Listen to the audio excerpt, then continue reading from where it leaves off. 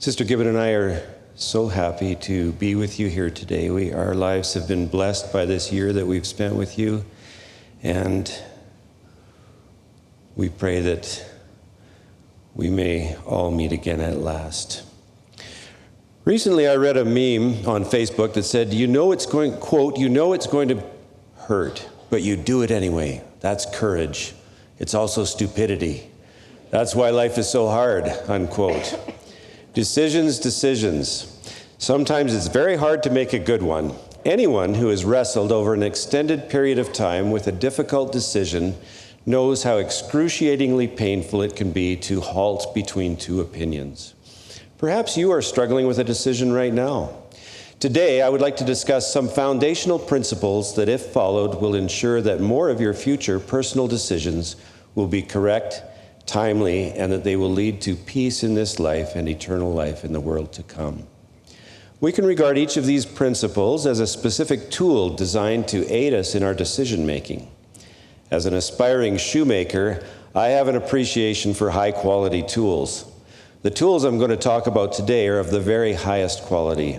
As with all tools, their usefulness increases as we practice with them. The first tool I will refer to is the light of Christ. The light of Christ, as we know, proceeds forth from the presence of God to fill the immensity of space. It is that which gives light to every man and woman that comes into the world, and the Spirit enlightens every man and woman through the world that hears and obeys the voice of the Spirit. Referring to the light of Christ, President Marion G. Romney, a former counselor in the First Presidency, stated, quote, "This Spirit is, no doubt, the source of one's conscience, which Webster defines as a knowledge or feeling of right and wrong with a compulsion to do right." Members of the church sometimes think of the light of Christ as one thing and the Holy Ghost as another thing. However, President Romney went on to explain, quote, "There are three phases of the light of Christ. The first phase is the light which enlighteneth everyone that cometh into the world. The second phase is the gift of the Holy Ghost. And the third phase is the more sure word of prophecy." Joseph Smith said that the more sure word of prophecy refers to an individual receiving an unmistakable witness that they will be exalted. In this 1977 April conference talk, President Romney went on to explain this inspired view of the light of Christ and how it relates to our eternal salvation. However, at this moment, I wish to focus on how we can experience the light of Christ and how it helps us make good decisions. When I was in the 11th grade, I attended a high school that was a long way from where I lived. So in the first semester, I didn't know anybody. Our ward in the town of Port Coquitlam, British Columbia, met in a modest rented building. What we lacked in facilities, however, was made up for by the love, the unity, and the great examples of the members with whom my family attended church. My seminary teacher and my young men's leaders were the best ever, constantly sacrificing their time, talents, and all that they possessed to see that gospel principles were taught to and modeled for the rising generation. In the fall of 1972, the ward leadership decided to hold a missionary open house in our little building. In sacrament meeting, a date was announced, and all the members were encouraged to invite friends and acquaintances to attend. When I went to school the next day, the thought came to me that I should invite some of my fellow students to the missionary open house, even though I didn't know them well. Naturally, as a teenager, I felt awkward about doing that, but the thought would not let go of me. My conscience, or the light of Christ, told me it was the right thing to do. So I gathered my courage and extended an invitation to the students who sat closest to me in my social studies class. They listened politely to my somewhat awkward invitation, but none gave any indication that they would come to the event. Having made the right choice and delivered my invitation, I thought no more about it until the day of the open house. On that day, I was serving at one of the missionary displays in our building when, to my surprise, two girls from my social studies class entered the building. I didn't know what to do. It had not even crossed my mind that my invitation might actually be accepted. Anyway, the name of one of those girls was Cathy Caldow. It has been 52 years since I paid heed to the light of Christ that day and invited her to the open house. During that time, she and I have been blessed with 4 children who are raising 12 grandchildren. So far, Cathy and our children and grandchildren have served 8 missions, and Cathy has ensured that many, many of her ancestors have received the ordinances of salvation in the temples of our God. Our children bless the lives of others through their faithful service in the kingdom. My own life has been and continues to be blessed by the example, faith, courage, forgiveness, and love of this exceptional woman. When I think of the small amount of effort required in heeding the light of Christ that day, compared to the everlasting blessings that are the result of it, I am humbled and feel to rejoice in the Lord's goodness to his children. Heed the light of Christ in all your decisions. Choose the right. Another tool, pondering versus worrying. It has been noted that most of our problems as humans derive from the fact that we have great big brains. To paraphrase Shakespeare's Hamlet, quote, "Nothing is so bad that it can't be made worse by thinking about it," unquote. And yet these big brains are also our ultimate problem-solving mechanism. Whether your brain will become your worst enemy or your biggest problem-solving tool are predicated on the thinking habits that you choose now. I'm not talking here about obsessive, inappropriate thoughts that individuals sometimes struggle with. Those thoughts are not chosen or indulged in, but are part of a very real affliction that is outside the scope of what I'm saying here. I'm talking about the folly of choosing to worry and choosing to allow other forms of negative thinking to dominate your mind versus engaging in the life and spirit-affirming habit of pondering. Worrying drains the soul, while pondering feeds the soul. What is the difference?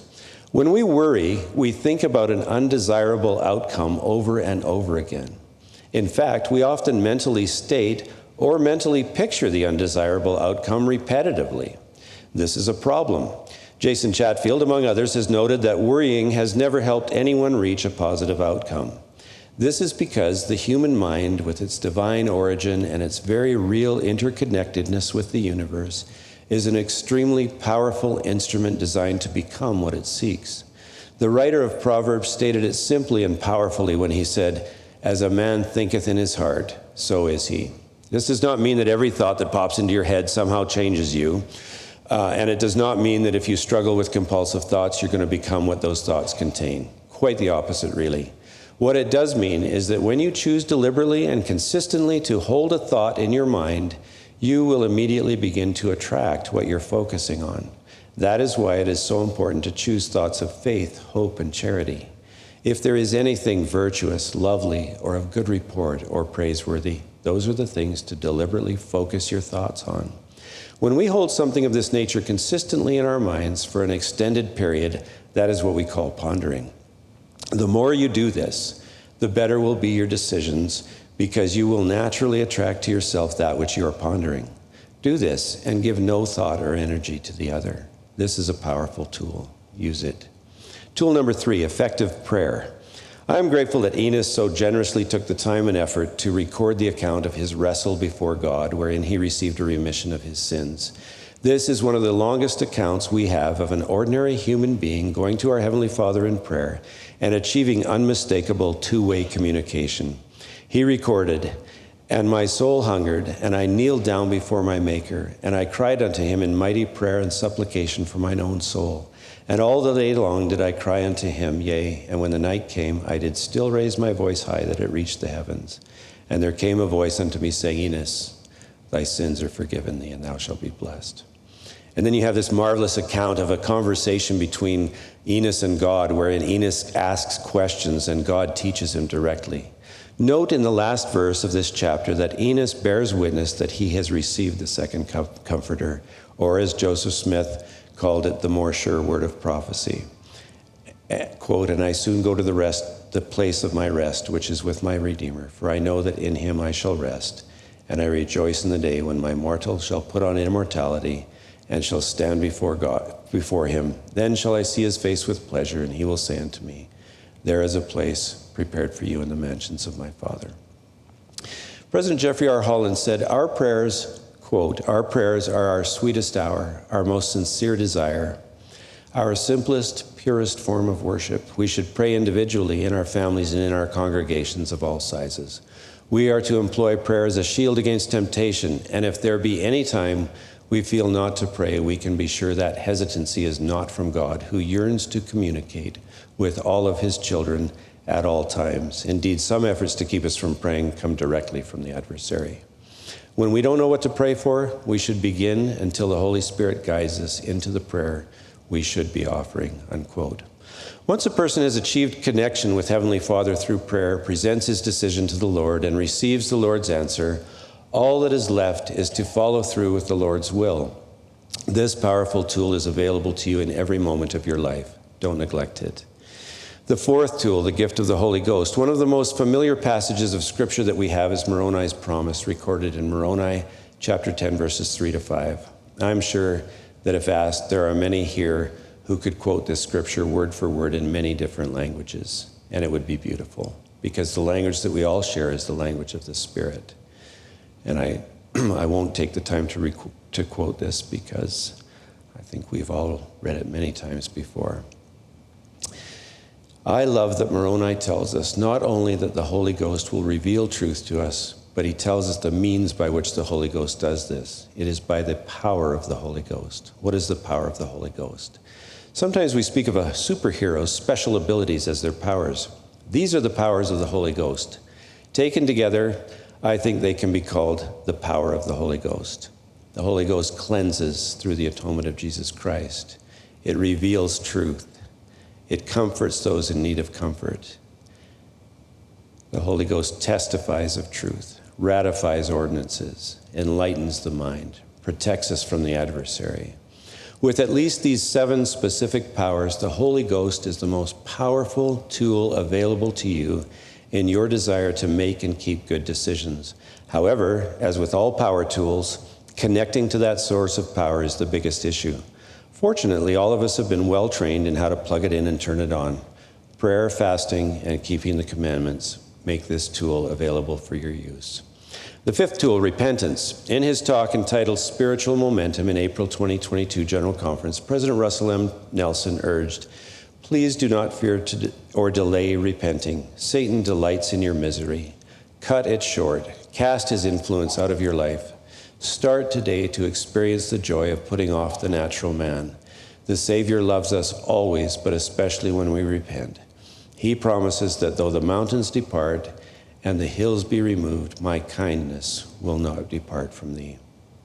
This great tool of repentance, purchased for us at great cost by our loving elder brother in great sweat and agony of pain in the Garden of Gethsemane and on the cross of Calvary, is useless if left neglected on the shelf, but oh so powerful in changing your life when you heed the Savior's invitation to come unto him with a broken heart and a contrite spirit. I bear personal witness to that. Do whatever you need to do to thoroughly and cleanly repent, and then follow that with constant, daily, joyful repentance, as President Nelson has invited. I have 3 more tools to share with you. Think of each of these, as well as those already mentioned, being laid out neatly in your decision-making workshop, ready for you to craft beautiful decisions with. The first of the last 3 tools I call the Spirit Killer Detector/Extractor tool. There are traps designed by our common enemy, Lucifer, intended to wound or kill your spirit. Sometimes, just when you are starting to press forward in faith, you may fall into one of these traps. Fortunately, we have the power and the ability to avoid these traps and to extricate ourselves from them. Here are the traps: criticism, gossip, comparing yourself to others, greed, looking outside of your true interests, envy, gluttony, looking for fault, looking for evidence in favor of death and despair rather than looking for evidence that points to life and salvation. You know what I'm talking about. You can detect these traps by the unpleasant feeling you get when you approach them. Perhaps you're struggling right now in one of these traps. You're distracted, unsettled, anxious. You're finding it impossible to achieve personal peace because you are trapped in one of these spirit killers. Here is the key, the tool that will give you your freedom and your peace back, with credit given to Elder Dieter F. Uchtdorf for the following advice. Stop. Just stop. Whatever thoughts or words of criticism, doubt, envy, greed, self-centeredness, comparison, gossip, or fault-finding you have been engaging in, Step away from it and leave it alone. Let peace like a river flow into your life. Here's the second to last tool. I almost didn't include this as a tool for successful decision making. However, I decided to include it for this reason. In shoemaking, as in many skilled trades, there are tools used for actual construction, or making shoes in my example, and then there are finishing tools. When you build something, your finishing tools are used to make the item more beautiful. So here's the tool I'm talking about now: a cheerful heart and a happy countenance. President Gordon B. Hinckley admonished, "Don't be gloomy. Do not dwell on unkind things. Stop seeking out the storms and enjoy more fully the sunlight. Even if you are not happy, put a smile on your face. Accentuate the positive. Look a little deeper for the good. Go forward in life with a twinkle in your eye and a smile on your face, with great and strong purpose in your heart. Love life," unquote. Once you have made your decision, chosen your path, set your course, then use the tool of a cheerful heart and a happy countenance to finish that decision beautifully. I promise that as you determinedly do this, your decisions will become powerful trends in your life, leading to joy and peace. And lastly, I will end my list of effective decision-making tools by telling a story. In the city of Vancouver, British Columbia, near my childhood home, there is a famous bronze statue of John Landy and Roger Bannister. We passed this statue often, and I was fascinated by it, partly because it was sculpted and cast by my mom's first cousin, Jack Harmon. The sculpture depicts two runners, both of whom had recently broken the 4-minute mile barrier. They were racing against each other now in the 1954 British Empire and Commonwealth Games to determine who was the fastest man on earth. Just as John Landy looked over his left shoulder, Roger Bannister passed him on the right to win the competition. Later, Landy joked that, quote, "While Lot's wife was turned into a pillar of salt for looking back, I am probably the only one that was ever turned into bronze for looking back," unquote. The obvious lesson for all of us, as the sculptor intended and the actual event so powerfully taught, is the great importance of keeping our eye undeviatingly on the ultimate goal, eternal life in the presence of God the Father and His Son, Jesus Christ. All scriptures entreating us to make our eye single to the glory of God, to hold to the rod, and to be steadfast and true are saying the same thing. Like a compass pointing us toward magnetic north, or like the fixed compasses I use in shoemaking, we can use this tool to make sure we are always in line with our ultimate goal and most important goal. Keep your eye on eternal life. As President Russell M. Nelson has said, think celestial. As so many of you have spent so many months of your lives testifying, all of us are beloved sons and daughters of our Heavenly Father. He wants each of us to be happy. He wants each of us to succeed. He has placed no roadblocks in our way. Quote, "God is in relentless pursuit of you," said Elder Patrick Huron.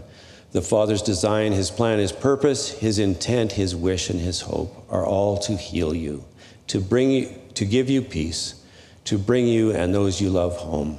To that end, He reaches out to you lovingly and mercifully, indefatigably and eternally, with the matchless arms of His covenant love. Unquote. He will not interfere in your decision-making, but like the excellent parent He is, He will support every good decision you make, and He will gently teach you to make better and better decisions if you let Him.